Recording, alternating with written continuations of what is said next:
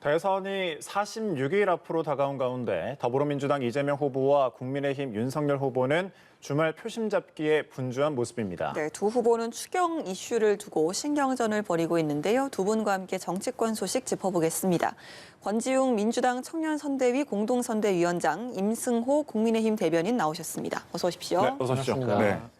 자, 이재명 후보가 청년 8대 공약을 발표를 했습니다. 연 100만 원 기본소득을 지급하고 병사 월급을 200만 원 이상으로 인상하는 내용, 기본대출, 기본저축 등을 도입하겠다는 내용인데 또 오늘도 계속해서 서울시 곳곳을 돌면서 청년 관련 일정을 소화할 예정입니다.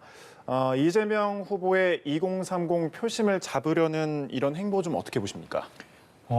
특별하다기보다 네. 꾸준히 해왔던 행보입니다. 그리고, 그동안? 네, 네. 오늘 발표한 내용도 그 전에 일부 발표했던 걸 포함해서 이제 말씀하신 거고요.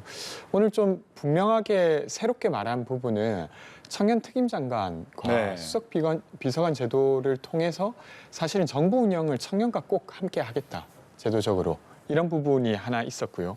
그리고 이제 주거 관련해서도 현장에서 질문이 나왔는데 네. 나중에 청년들에게 우선해서 배정할 수 있도록 하겠다, 이런 것들이 내용이었고요. 오늘 이어서 이제 1인 가구 관련한 간담회를 갔습니다. 네. 사실 1인 가구의 문제는 청년만의 문제는 아니긴 한데 사실 한국 사회가 4인 가구 중심에서 1인 가구로 한 15년 사이에 아주 급격하게 바뀌었어요. 그래서 1인 가구가 느끼는 제도적 소외나 아니면 생활 문화적 소외감들이 많이 있습니다. 그래서 이 문제를 풀려고 노력하고 있습니다. 꾸준히 해왔던 행보다. 임승호 대변인께서는 이재명 후보의 이런 행보 어떻게 보십니까? 청년들의 목소리를 듣겠다는 것 자체에 대해서는 긍정적인 평가를 하고 싶지만 그것이 결과물로 나오는 어떤 정책적 공약은 굉장히 현실성이 떨어질 수밖에 없다라는 생각을 합니다. 사실 이재명 후보가 그동안 주장해왔던 여러 가지 공약들 중에 이제 청년 기본주택만 해도 300조 정도의 예산이 추산된다라고 합니다.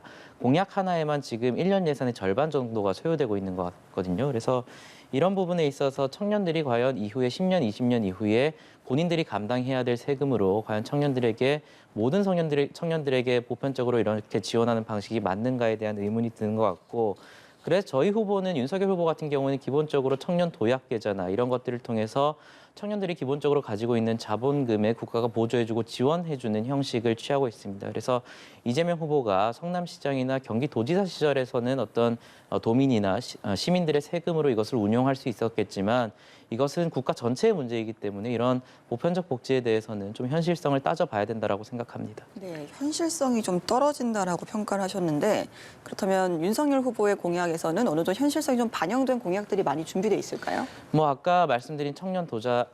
계약도자 같은 경우에도 이미 경기도에서도 몇 번 시행을 한 바 있는 것으로 알고 있고요. 그래서 저희는 기본적으로 좀 선별적 복지를 취하고 있습니다. 사실 기본주택 같은 경우에도 이재명 후보는 청년 기본주택이라고 해서 굉장히 많은 규모의 보편적 지원을 해주고 있지만 윤석열 후보 같은 경우에는 일부 그리고 정말로 필요한 청년들과 계층들에게 이것을 지원해 주려는 그러한 공약을 짜고 있기 때문에 저희는 이러한 측면에서 현실성도 분명히 고려해야 되는 것입니다. 청년 모두에게 100만 원을 줄 수 있는 황금알을 넣는 그런 거위가 있다면 얼마나 좋겠습니까? 하지만 그러한 이런 세원들은 결국 국민들과 청년들로부터 나오는 것이기 때문에 저는 현실적인 대안을 제시해서 비록 이재명 후보처럼 모든 국민들에게, 모든 청년들에게 주겠습니다라는 것은 하지 못하지만 현실성 있게 필요한 국민들에게 그리고 필요한 청년들에게 확실한 보장을 해드리겠습니다라는 지원으로 가고 있습니다. 네, 보다 좀 현실적 선별 복지에 맞추겠다라는 말씀도 좀 들어봤는데 윤석열 후보 어제에 이어서 오늘도 충청권 표심 공략에 나섰습니다. 여러 차례 그동안 충청의 아들을 또 많이 좀 밝힌 바가 있는데 설 연휴를 앞두고 충청 대망론에 띄우기 위한 집중적인 모습에 나섰거든요. 어떻게 보시나요? 아무래도 윤석열 후보는 이전에도 충청 지역을 방문한 적이 있었고 아무래도 충청 지역에 어떤 연고가 있으니 이런 부분을 강조하는 것은 당연한 일이라고 생각을 합니다. 하지만 충청 지역뿐만 아니라 여러 지역을 방문하고 있고 특히 저희 후보와 이제 이준석 대표가 이번 선거에서 굉장히 공을 들이고 있는 호남 지역에 대한 방문도 차주에 예정되어 있기 때문에 지역 행보는 당연히 가져가는 것이고요. 지역 행보만으로 저희는 그 지역 주민들의 어떤 민심을 가져올 수 있다라고 생각하지는 않습니다. 그래서 이번에 충청 지역을 방문했을 때도 교통망에 대한 공약이라든지 스마트 시티와 관련한 공약이라든지 다양한 정책적 행보를 통해서 단순히 지역을 방문해서 사진만 찍는 것이 아니라 실질적으로 지역 시민들에게 무엇이 도움이 될 수 있는지를 고민하고 있습니다. 예, 이재명 후보의 메타버스도 또 충청 지역을 방문하기도 했잖아요. 네네. 이재명 후보의 충청 지역 공약 어떤 내용이 있겠습니까? 그때도 이제 스마트 시티 관련한 이야기가 있었던 것 같고요. 저는 아까 그 청년 정책 관련해서 예. 조금 이야기를 드려야 될 것 같은데 주택이라고 하는 거는 좀 잘 모르시는 부분도 있는 것 같은데 재정으로 다 건설하는 게 아닙니다. 그러니까 네. 금융을 통해서 건설을 하죠. 그리고 거기에 있는 비용들의 이자를 갚아가면서 그 주택을 유지하기 때문에 실제로 또 지금 주택기금에서 한 40여 조 이상이 지금 운영되고 있지 않습니다. 그래서 이런 것들을 고려할 때 기본주택이 결코 어려운 일이 아니라고 일단 이야기 드리고 싶고요. 되려 이제 제가 이제 윤석열 후보의 청년 정책을 보면서는 대부분 따라하기에 지나지 않아요. 그러니까 지금 도약계좌라고 하는 것도 서울시에서 했던 희망두배 통장과 경기도에서 했던 것을 조금 바꾼 것. 그리고 국방정책도 이재명 후보가 200만 원의 월급을 만들겠다고 하니까 10며칠 있다가 이제 따라 하시는 형식인데 되려 이제 청년들의 문제를 깊이 보고 그 문제를 해결하기 위한 어떤 창의적인 방법을 찾아주시면 좋겠는데 아직 그런 것들은 보이지 않는다 이렇게 보여집니다. 역시 한 말씀 듣고 가야 되겠네요.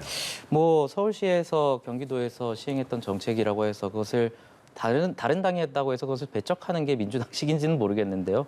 저는 분명히 민주당에서 시행한 정책들이나 각 지자체에서 시행했던 정책 중에 차용할 만한 것이 있으면 당연히 차용해야 된다라고 생각을 하고요.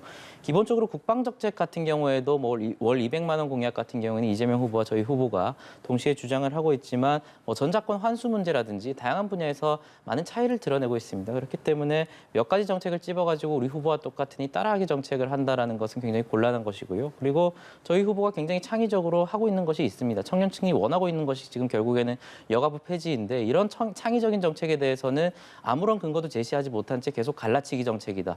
여성층에서도 분명히 50% 이상의 여성들이 동의하고 있는 여론조사가 있음에도 불구하고 그냥 무작정 갈라치기다. 젠더 갈등이라고 얘기를 해요. 그래서 저는 이재명 후보도 이런 여성가족부 폐지에 대해서 굉장히 지금 모호한 스탠스를 취하고 있습니다. 이전에는 확대 재편하겠다라고 했다가 이제 와서 청년층의 민심이 안 좋으니 그래도 폐지하는 것은 아니고 그냥 뭐 어떻게 대안을 한번 마련해보자라는 식으로 굉장히 두루뭉술한 얘기를 하고 있어요. 그래서 저는 오히려 윤석열 후보의 이런 앞선 공약에 있어서 제대로 스탠스를 취하지 못하고 갈짓자 행보를 보이고 있는 것은 분명히 이재명 후보라고 생각합니다. 네. 자, 양 당의 이제 입장 좀 네네. 들어봤고요. 어제 보면 이재명 후보가 35조 규모의 추경안을 논의하기 위한 대선 후보 긴급 회동을 제안을 했습니다. 정부가 14조 원대 추경안을 확정 짓자마자 내놓은 제안인데 이 행보는 좀 어떻게 보시나요? 이 관련한 이야기가 좀 재미있는데요. 네. 그러니까 이제 윤석열 후보께서 지난년 그러니까 12월 10일 정도에 50조 추경을 하자. 이렇게 이야기를 합니다. 왜냐하면 소상공인들이 많이 어렵기 때문에 도와야 된다고. 그렇게 하고 이제 정부에서 사실은 이번 정부는 5월 9일까지만 정부를 운영하기 때문에 대규모 추경을 하기가 좀 부담이 있습니다. 왜냐하면 하반기 운영을 본인들이 책임지기 어렵기 때문이죠. 그래서 이제 이것에 대한 부담을 덜어주기 위해서 이재명 후보가 그러면 하반기를 책임질 대선 후보들이 다 모여서 그 부담을 좀 덜어주자. 그리고 35조라고 하는 금액은 어떻게 나오게 되냐면 국민의힘의 원내 지도부가 기재부가 이번에 추경 편성을 할 때 제안했던 금액입니다. 32조에서 35조 원 정도로 하면 좋겠다라고 국민의힘이 내세웠던 것이죠. 그래서 이걸 하자라고 이야기를 했는데 지금 윤석열 후보가 아예 만나주지도 않는 상태예요. 그래서 되려 정말로 진심으로 이 코로나의 문제를 풀게 하기 위해 하려고 했었는가 이런 의문이 드는 상황입니다. 예, 윤석열 후보가 만나주지 않는다라고 했다고 하는데 좀 이유는 뭐 국민들이 진정성 있게 볼지 의문이다라는 답변이었거든요. 만나서 뭘 할 건지에 대한 저는 솔직히 의문이 들어요. 지금 전반기에 있어서는 뭐 문재인 대통령이 부담이 된다라고 해서 후반기에 할 것에 대해서 대선 후보가 만나자라고 그러는데 뭐 정부 꾸려지면 윤석열 후보, 심상정 후보 다 같이 모여서 청와대 운영할 건가요? 아닙니다. 후반기에 대한 어떤 추경을 논의하고 싶으면요. 각자 후보가 어떤 식으로 추경을 편성하고 어떤 식으로 추진할 것인지 말을 하고 국민들에게 선택을 받으면 되는 일입니다. 그리고 윤석열 후보와 저희 김종인 전 위원장이 주장했던 어떤 추경 같은 경우에는 전반기에 지금 긴급한 지원이 필요하다라고 해서 50조를 얘기했던 것이고 이것은 문재인 대통령과 민주당이 그동안 굉장히 잘해왔습니다. 저희 당이 분명히 반대를 했음에도 불구하고 180석이라는 의석수로 한 달도 안 돼서 계속해서 추경을 잘 추진해 왔거든요. 그래서 이번에는 그건 못하겠고 후반기에 뭔가 전반기에 부담이 가니 후반기에 하자. 그래서 다 같이 만납시다라고 하는데 전혀 만날 이유가 없다라는 거예요. 저희는 각자 후보가 어떤 식으로 추경을 편성할 것이고 어떤 계층에게 지원할 것인지 각자 얘기하고 선택을 받으면 됩니다. 그런데 갑자기 긴급 회동을 하자라고 해서 각자 후보들의 일정을 다 무시하고 자신의 대선 일정에 모두를 맞추라고 하는 것은 전형적인 이재명 후보식의 정책이라고 생각합니다. 만날 저는 이유가 없다. 여기에는 이야기 드려야 될 것 네네. 같은데 이게 이제 만나자는 건 상징적인 이야기고 사실 이제 지난 12월 10일 날 이야기하실 때 50조 집행을 빠르면 빠를수록 좋다고 윤석열 후보께서 이야기하셨어요. 그래서 그걸 빨리 추진하기 위해서는 어느 정도의 확인이 필요한 거죠. 대선 후보들이 여기에 동의하고 있는가. 그게 이제 시그널이 돼서 저는 정부가 그럼 5월 9일 이전이라도 얼른 움직여야겠다라고 생각하게 될 거라고 생각합니다. 근데 이제 거기에 대한 시그널을 지금은 또 안 주시고 계시니 그때 과거에 했던 불과 한 달 조금 넘은 그 과거에 빠르면 빠를수록 좋다. 집행을 얼른 하자라고 했던 게 진정성이 의심되는 건 너무 자연스럽습니다. 짧게만 좀 예. 말씀을 네. 드리자면 5월 9일 이전에 이제 문재인 대통령 하에 추경을 말씀하고 계시니 저희는 그것은 분명히 필요하다고 계속해서 말씀을 드려왔습니다. 50조뿐만 아니라 장기적으로는 100조 가까이가 필요하다라는 게 김종인 전 위원장도 말씀하신 바 있고요. 그래서 이것은 지금 문재인 대통령과 민주당의 영역입니다. 저희는 분명히 추경이 현재 필요하다라 50조가 필요하다는 것을 분명히 말씀드렸고 이것에 대해서 민주당이 동의한다면 집권 여당은 민주당이기 때문에 문재인 대통령과 민주당이 협의를 해서 빨리 통과를 시키면 되는 일입니다. 윤석열 후보는 분명히 계속해서 50조 정도의 추경이 필요하다고 여러 번 이야기해왔음에도 불구하고 만나야 된다라고 얘기하는 것은 다소 이해하기 어렵습니다. 그래서 저도 예. 만날 필요는 없다고 생각하는데 여기에 대한 메시지가 계속 왔다 갔다 하는 겁니다. 그러니까 불과 추경이 편성되기 전에는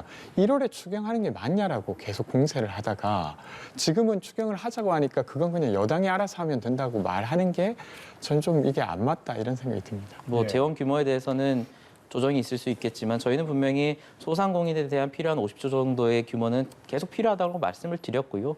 이후에도 워딩을 보시면 김종인 위원장과 윤석열 후보가 뭔가 갈등이 있었다라고 할 때 언론 보도를 보게 된다면 그것은 결국에는 갈등이 아니라 문재인 대통령이 현재 그것을 시행해야 된다라는 것 일치된 메시지였거든요. 그렇기 때문에 그것을 보면 결국에는 지금 저희는 계속해서 소상공인에 대한 지원은 윤석열 후보가 되기 이전부터 당론으로 가져가던 겁니다. 그래서 이런 부분에 대해서 메시지가 왔다 갔다라고 하는 것은 전형적인 오도라고 생각을 하고 저희의 일관된 메시지는 분명히 소상공인에 대한 긴급 지원이 문재인 대통령 임기 내에 필요하다라는 입장이니 문재인 대통령과 민주당만 결심하면 되는 일입니다. 그러면 얼른 응해 주셔서 그 추경이 만날 필요 편성될 수 있도록 만날 필요는 예. 없지만 네, 추진될 수 있도록 협조해 주시면 알겠습니다. 좋을 것 같습니다. 네. 알겠습니다. 자, 주제를 좀 넘어가 보도록 할게요. 정청래 의원이 지난해 국정감사에서 해인사 문화재 관람료를 그 통행세로 지칭하면서 봉이 김선달로 비유해서 불교계에 좀 거센 반발을 샀는데 송영길 대표 정청래 의원이 조계사에서 열린 그 전국 승려대회를 찾아서 성남 이 불신 달래기에 나섰습니다. 기자회견으로 참여한다면서 고개를 숙였는데 이번 이 사과로 불교계와의 좀 갈등이 좀 잦아질까요? 일단 민주당 입장에서는 그러길 간절히 바라는 것인데요. 물론 이제 사과의 시점이나 이런 것들이 좀 적절하지 않아서 마음이 많이 상하신 것 같고 그리고 그것뿐만 아니라 그 전에 좀 쌓였던 것들도 제기하시고 있는 것 같아요. 그래서 충분히 이야기할 만한 것이라고 생각되는데 그래도 어쨌든 민주당 입장에서는 대선을 앞두고 이분들의 화를 누그러뜨리기 위해서 엄청 노력하고 있습니다. 한 며칠 전에는 의원 한 30여 명이 조계사를 방문해서 108배를 하기도 하고요. 오늘도 이제 물론 이제 좀 냉대받긴 했지만 그 자리에까지 좀 찾아갔던 거죠. 그래서 조금 더 지켜봐야 될 것 같습니다. 네, 이런 불교계의 움직임과 이런 사과 좀 어떻게 보시나요? 뭐 정청래 의원 자체의 발언에 대해서는 여지없이 잘못된 일이죠. 종교계에 대해서 그런 식의 발언을 했다는 것은 분명히 잘못된 일이고 다만 저 민주당 입장에서는 굉장히 이 불교계의 불심이라고 해야 될까요? 종교계의 그 민심을 다시 돌리기는 힘들 것 같다라는 생각이 듭니다. 왜냐하면 지금 정청래 의원의 지금 스탠스나 그런 것들을 보게 된다면 자신의 사과에 대한 진정성을 보이기 힘든 상태라서 민주당 내에서는 정청래 의원의 탈당을 요구하고 있는 상황인 것 같습니다. 그래서 정청래 의원이 얼마 전에 이핵관이라는 새로운 용어까지 써가면서 자신에게 탈당 요구를 종용했다라는 그런 보도도 있지 않았겠습니까? 그래서 민주당 입장에서는 이러한 지금 대선에 집중해야 될 예. 시기에 이러한 쟁점에 대해서 가져가는 것이 굉장히 부담스러운 상황이라서 정청래 의원의 탈당밖에 방법이 없다라고 생각을 하는데 정청래 의원은 이때까지 행보를 보면 절대 탈당할 의사는 없어 보이니 이 문제 같은 경우는 쉽게 사그라들기는 힘들지 않을까라는 생각은 듭니다. 네, 결국은 정청래 의원의 탈당 요구까지 왔습니다. 지금 상황에서 정청래 의원의 탈당이 과연 좀 필요하다고 보시는지 또 탈당하게 된다면 어느 정도 불신 달래기에 효과가 있을 것으로 보시는지. 어떻게 풀어야 될까요? 예. 저도 너무 어렵습니다. 왜냐면 어쨌건 의원이 자기의 목소리를 낼 수 있고, 근데 그것이 이제 당 정치에 지금 부담을 주고 있는 상황인데 강제로 그렇게 할 수는 없다라고 저는 생각이 들고요. 근데 이제 만약에 이제 자신에서 탈당해 주신다고 하면 네. 확실히 민주당의 부담은 좀 많이 덜어지지 않을까 싶습니다. 네, 알겠습니다. 또 다른 이슈가 있었죠. 국민의힘 윤석열 대선 후보의 배우자 김건희 씨가 유튜브 채널이죠. 서울의 소리를 상대로 제기한 7시간 통화 녹음에 대한 방송 금지 가처분 신청에 대해서 법원이 대부분을 기각을 했습니다. 보도할 수 있다고 판단을 했는데 공적 영역과 무관한 이 사생활, 통화 당사자가 포함이 안 된 대화만 방영이 금지가 됐는데 내일 공개가 될 예정입니다. 예. 내일 공개가 되는데 이게 전국에 좀 어떤 영향을 미치게 될 것으로 보시는지요? 저는 유의미한 영향을 끼칠 수는 없다라고 생각을 합니다. 그리고 이미 한 방송사에서 공영방송사에서 이것을 보도를 했고 공영방송사의 보도가 부족하다라고 해서 이 서울의 소리라는 채널에서 이미 자신들이 김건희 씨에게 굉장히 제일 큰 타격을 줄 수 있는 부분이라는 것을 올렸음에도 불구하고 이번 주 여론조사를 보게 된다면 김건희 씨의 이런 문제가 전국에 영향을 끼치지 않을 것이라는 여론조사가 더욱 우세인 것으로 나타났기 때문에 그래서 지금 해당 공영방송사에서도 민망해지니 발을 빼면서 방영하지 않겠다라고 한 상황에서 지금 유튜브 채널 열린공감 TV나 서울의 소리라는 곳에서 추가적으로 전문을 공개한다고 해서 크게 바뀌지는 않을 것 같고요. 저는 오히려 김건희 씨에 대해서 기존 언론 보도나 해석에서는 김건희 씨가 앞으로 나오는 것을 두려워한다. 현안에 대한 평가를 할 수 없는 분이다라는 평가가 있었는데 오히려 이번 녹취록 같은 경우는 일부 부적절한 발언도 분명히 있었지만 하지만 사적 대화임을 감안한다면 그러한 부분에 있어서는 조국 사태라든지 문재인 정부에 대한 평가라는 것에 있어서 김건희 씨가 본인만의 견해나 현안에 대한 평가를 충분히 할 수 있는 분이라는 것을 밝혀진 바도 있기 때문에 이런 부분에 있어서 전 전국에 더 이상 영향을 미치기 어렵다고 판단을 하고 그래서 민주당의 고민정 의원이나 안민석 의원 같은 경우에도 방송이 방영되기 전에 본방 사수 캠페인까지 벌이면서 본방을 시청하자라고 한 뒤에 막상 본방이 방영되고 난 뒤에는 별말이 없지 않습니까? 이런 반응을 봤을 때 민주당에서도 이것에 대해서는 더 이상 비판을 하지 않을 것 같다는 느낌이 듭니다. 네, 그런가요? 유의미한- 어떻게 보세요? 네. 지금 민주당도 워낙 구성원이 많아가지고. 예. 근데 저는 이제 김건희 씨의 녹취록에는 더 이상 언급하지 않아야 된다고 생각합니다. 네. 그것이 아무리 어떤 부분적으로 유리해 보인다고 느낄지라도 그것이 결코 유리하지 않다고 생각하고요. 저는 그 윤석열 후보가 처음에 공정을 들고 나왔을 때 거기에 대한 기대가 여러 가지 과정들을 거치면서 많이 훼손됐다고 생각합니다. 근데 그것이 추가적인 어떤 김건희 씨의 사적 통화로 더 영향을 줄 수 있는 상태냐고 했을 때 전혀 그렇지 않다고 생각하고 특히나 저는 제 주변에 있는 친구들은 김건희 씨 이야기에 되게 피로감을 많이 느낍니다. 네. 그러니까 이제 무속이라든지 이런 것들을 이제 좀 그만 이야기하면 좋겠다. 되려 그냥 도이치모터스 주가 조작이라든지 아니면 허위 이력 이런 부분은 좀 그냥 따로 분명하게 다뤄야 될 부분이지 계속 통화 내용을 가지고 뭔가 누군가와 가까운 것 같다는 식의 인상을 민주당이 주는 거는 전혀 적절하지 않다고 생각합니다. 네, 사생활 내용에 대한 예. 공론화는 국민들도 이제 좀 피로감을 좀 많이 느낀다라는 의견까지 좀 들어봤는데요. 마지막 질문 좀 드리겠습니다. 윤석열, 홍준표 두 사람의 만찬 회동이 조금 좀 어긋나는 방향으로 흘러가는 모습이에요. 공천 요구 논란으로 번지고 있습니다. 홍 의원이 이제 SNS를 통해서 캠프 참여가 무산된 그 배경에 대해서 밝히면서 그 윤핵관을 향한 또 작심 비판도 쏟아냈습니다. 결국 대선 전에 원팀 구상이 좀 어려워지는 걸까요? 회동 자체에 대해서는 굉장히 좋은 분위기였다고 들었는데 네. 이후에 특정 인사에 대한 공천을 요구했다라는 언론 보도가 나오면서 다소 좀 민망해진 상황이 된 것 같아요. 하지만 홍준표 의원 측에서도 그것을 어떤 공천을 공식적으로 조건으로 내건 것이 아니라 뭐 종로구나 대구 중남구에 있어서 자신이 생각하는 훌륭한 의원들이나 정치계 인사들을 추천한 것이고 이것을 요구라고 받아들이지 말라라는 그런 부분이 있었기 때문에 윤석열 후보와의 오해도 뭐 전혀 없다라고 보고 원팀 문제에 있어서도 홍준표 의원이 뭐 윤핵관이라는 용어를 써서 비판을 하긴 했지만 사실 지금 윤핵관이라는 것이 대두된 얼마 전에 이제 저희 당의 내홍 그런 상황에 비추어 봤을 때 지금 같은 경우에는 설사 윤핵관이 있더라도 이것이 조직 체계상 그들의 의견이 반영되지 않는다는 것이 분명히 이준석 대표의 의견이 반영되는 모습 그리고 윤석열 후보의 메시지와 선거운동이 방향이 바뀐 모습을 보면서 많은 국민들과 당원들이 이제는 윤핵관이 존재하지 않거나 내지는 존재하더라도 그들의 의견이 반영되지 않는구나라는 것을 분명히 밝히고 있기 때문에 뭐 홍준표 의원 같은 경우에도 그런 오해가 금방 풀릴 것이라고 생각을 하고요. 또 홍준표 의원이 지난 이준석 대표와 윤석열 후보의 갈등을 2차 봉합하는 과정에서 굉장히 훌륭한 역할을 해주셨던 것으로 저는 알고 있고 또 홍준표 의원뿐만 아니라 유승민 의원 같은 경우에도 내주에 윤석열 후보와의 회동이 있을 수도 있다라는 지금 언론 보도가 있기 때문에 원팀에는 전혀 문제가 없다라고 생각합니다. 앞으로는 가능할 것이다. 문제가 없다. 또 윤핵관의 의견이 지금 또 크게 반영되지 않는 예. 상황이다라고 하셨는데 어떻게 들으셨어요?